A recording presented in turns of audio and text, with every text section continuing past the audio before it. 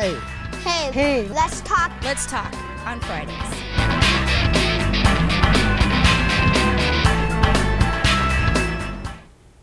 Hello, and thank you for joining us for Hey, Let's Talk on Fridays. I'm Donnie Rolls, and we've got a very special show for you today. Special guest, we've got Minnesota District 1 former Congressman Tim Penny in the studio today. Mr. Penny, thank you for joining me. Donnie, good to be with you. Well, I'd like to talk about party partisanship and political courage. I wanted to start by asking a question that I think I know the answer to, but I wanted to ask you anyway. The question is, why did you decide to leave Congress back in 1995? Because I don't think politics ought to be a lifelong career. You know, I got in young, which is sort of not following my own advice, which is you really ought to have some experience in your life, you know, whether it's your job, service in the military, whatever it is, it helps to form your judgment. And I think too often people get into politics, and then their whole life is consumed with politics. They're constantly worried about re-election because they're not really thinking that they're ever going to leave this realm, can't think of themselves leaving this realm. And worse yet, many of them aspire to the next job. If they're in the Congress, they want to be a senator or they want to be a governor. If they're a governor, they want to be a senator. If they're a governor or a senator, they want to be president. And their whole life gets consumed in politics and not the real world. So I just tried to lead by example, and I went to Washington at a young age, lucky me. Served my district and served my country for a dozen years, and then I thought it's time to move on. Politics isn't the only way you can contribute, and in my post-elective life I think I found a lot of ways to stay involved in important issues and a lot of ways to give back to my community. Okay. I think that most people, it's become pretty clear that people are unhappy with Congress. They have low approval ratings of Congress. Yeah. Lower than lower than normal. I mean, it's always low, but it's even lower lately. And I think that most people in Rochester, and I'd even say most Americans, now believe that unyielding partisanship is no longer just standing up for your values. I think most people would say that that is actually failing to do your job. Yeah. It's failed leadership. Well, do you think that the integrity and especially the political courage of congressional members, do you think that's gotten worse since you've left? Yeah, I think the courage of individual members is in decline. It's the way the system is structured. You know, people say that they represent certain values. That's important. You have to have a value base. That's a piece of how you make decisions and apply judgment to whatever issue is before you. But very often people say, well, I'm a principled politician and these are my principles and I'll never compromise, because you can't compromise your principles. And that leads to gridlock. And I always point to the Reagan years. Ronald Reagan was indisputably a conservative president with conservative values and conservative principles. But on many, many issues during his 8 years in office, he found a way to work with legislators of both political parties. And in many of those years, Democrats controlled the Congress while he controlled the White House, and he found a way to work with Democrats. We did Social Security reform. We did a down payment on welfare reform. We did a number of trade agreements. We passed several budgets that he signed into law. We did tax reform.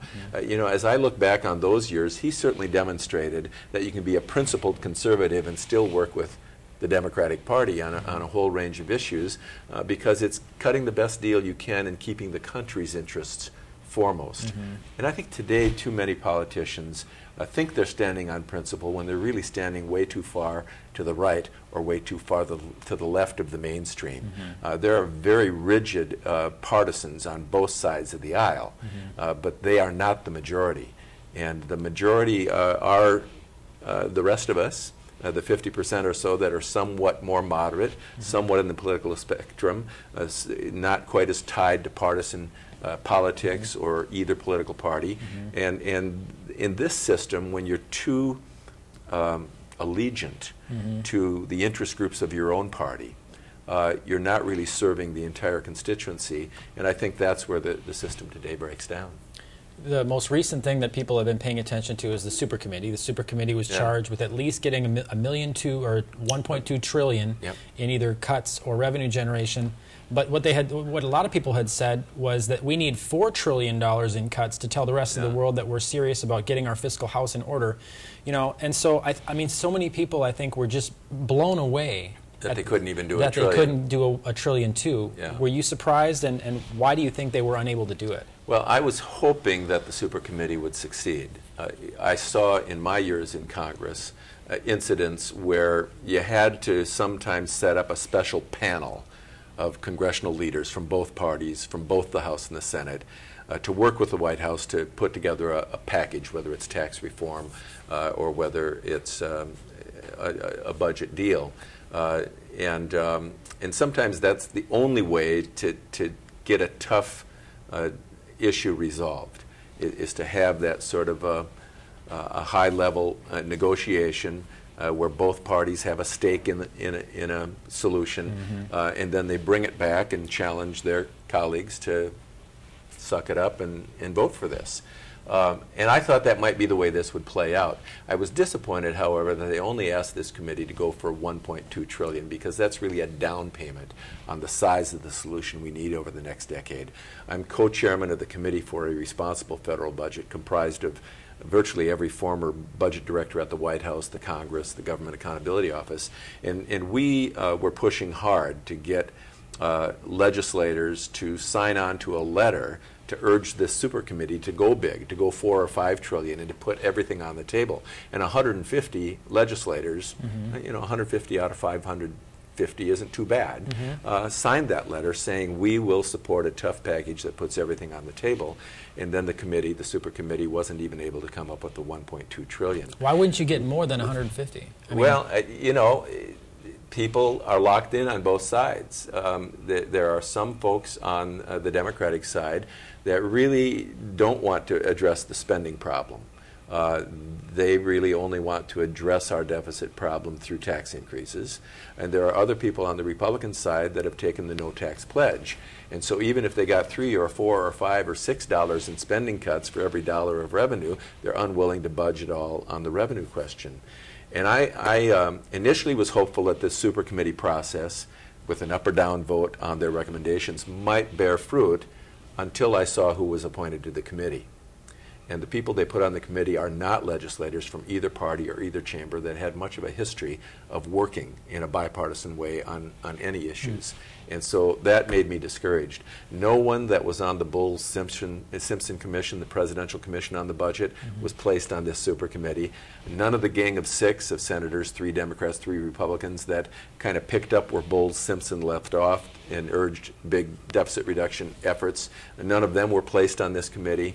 The people placed on this committee were, again, by and large, legislators that were a little farther to the left and farther to the right, and so that diminished the prospects that they were actually going to be the kind of group that could come together and recommend a big deficit reduction plan.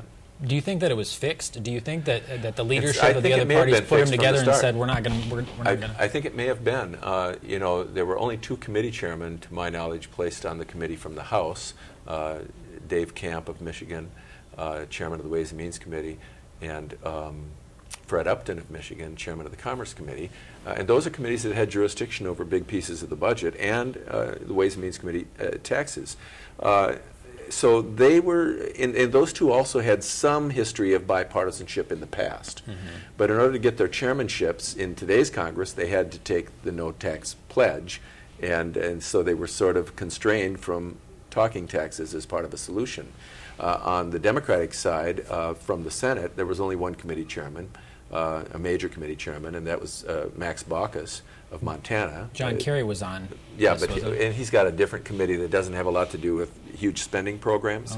Max Baucus is chairman of the Finance Committee, which is Social Security, Medicare, Medicaid. Well, probably Medicaid is under that jurisdiction as well, and taxes.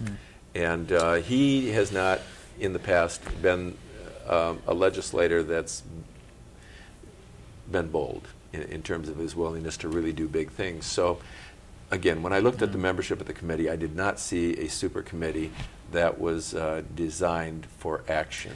Given that you served in Congress, I was really excited to ask you about this. There were 6 people from each party in the committee, which to outsiders might say, you know, look at that and they'll go, that's just a recipe built for disaster, because you're going to get them all voting on party lines and then they're not going to come to a solution. But that's sort of what happened. Yeah. So the scenario that I'm wondering about is that you've got a politician who's in the middle of that super committee and he decides, or she decides, you know what, I'm going to stand up and I'm going to hold a press conference and I'm going to tell America, I'm going to say, listen, I know what's happening in this super committee and they're not going to get this thing solved. The reason they're not going to is because this party's doing this and this party's doing this. No. I mean, if somebody were to do something that's that dramatic. Yeah, but no one on the committee would do that. It'd be like ratting on your colleagues. And there's sort of an unwritten code on Capitol Hill that you don't expose one another for your respective bad behavior. And frankly, the kind of people on that committee on the Democratic side were one for all and all for one. Mm-hmm. I won't say anything bad about you. You don't say anything bad about me. And truth be told, we want to solve this problem primarily through tax increases. Mm-hmm. And on the Republican side, I'll cover your back if you'll cover my back. Yeah. And our bottom line is we don't want to put any taxes on the table because we've made that pledge, and we've got an election coming up, and it's an issue that's worked pretty good for us. But from the standpoint of everybody knows what the country needs. Everybody knows that we need debt reduction. But the political system doesn't necessarily deliver what the country needs. And it's because the political system is driven not by average voters. Unfortunately, we don't pay much attention between elections. We may sit back and say we're disgusted, but we don't do much about it because we're not involved day in and day out in any kind of an effort to communicate to our politicians. Who communicates to our politicians? Those among us in the electorate who are assigned or affiliated with interest groups on the left end of the spectrum and the right end of the spectrum. None of which has any incentive. Those voices that are the loudest. And none of those have any incentive to cut spending. And they don't really want to solve the problem because they're happy with the status quo.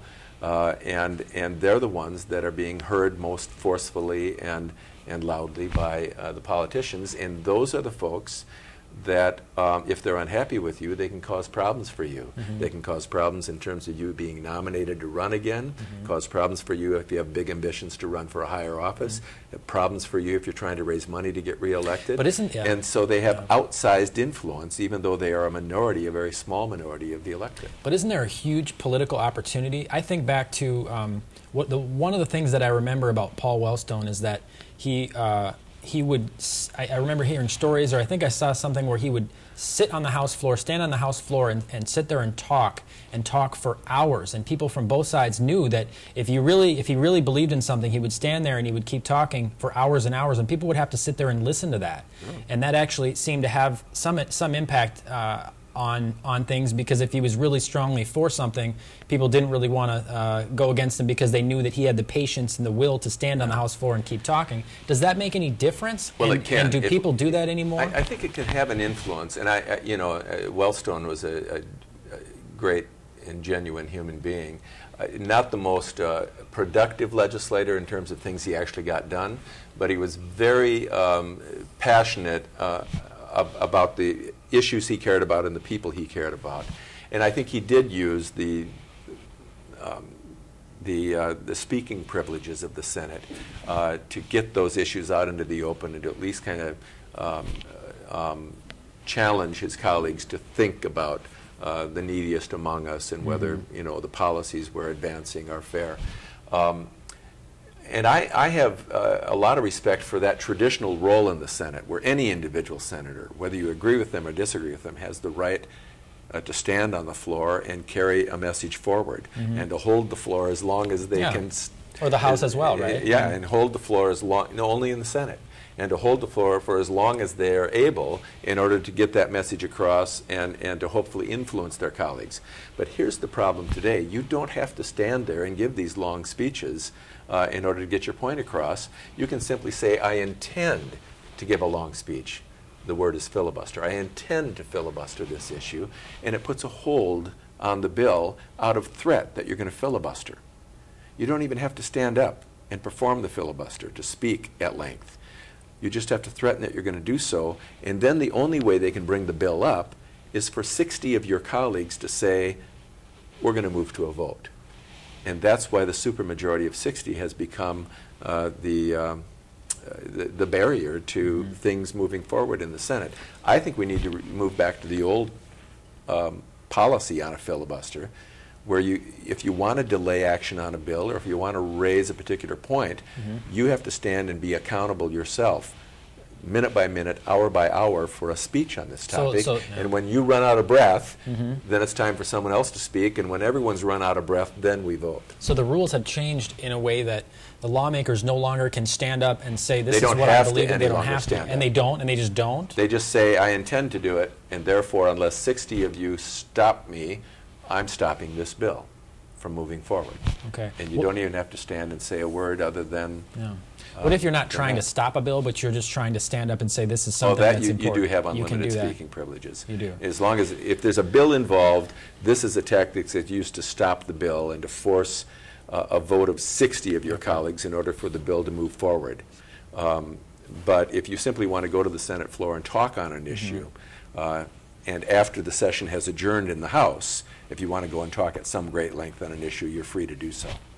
Because it seems like, and this is probably, this could be completely inaccurate, but my perception is that that used to have an impact, that when politicians would stand there and start talking, that it would have an impact. But when I see it on C-SPAN now, when I look in the floor, I don't see very many legislators sitting there listening to the politicians. And has that changed? Has the amount of listening to each other on the floor changed? I think so. They're listening to one another through sound bites and press conferences nowadays, and not one-on-one the way they used to. That's a big change in politics in the last 3-4 decades. I think there was a lot more interaction, a lot more conversation among politicians across the aisle and between the House and the Senate in years past, and we've lost a lot of that in recent decades, and I think it's a piece of why things have become so gridlocked. The one thing that and so partisan. Yeah. The one thing that I'm which the two go hand in hand, don't they? Yeah. I'm trying to figure out, because it seems like there's political opportunity if somebody were to hold a press conference and actually defy their party. Yeah. And what's surprising to me is that you'd think with 500 representatives that there would be at least a handful who would say, you know what, I'm going to jump on the political grenade, my own political grenade, and I'm going to say that I think things need to change and this is why. And it also seems that they would have a huge political benefit from that, because I think if Americans saw somebody holding a press conference and throwing everything to the mat and saying this is what's really happening, I think that they would back that person, and that person... So. I think there's still something to be said for that. Not as many legislators care to do that any longer. They may differ with their party, but their willingness to go public with that difference in a major way is not what it used to be. When I was in Congress, there were easily 50, 60 Democrats on any given issue that wouldn't necessarily go along with the leadership. And all you needed was a couple of those 50 or 60 to be out front and to be vocal, knowing that they had support behind them, and it gave them influence with the leadership and with the rest of their caucus.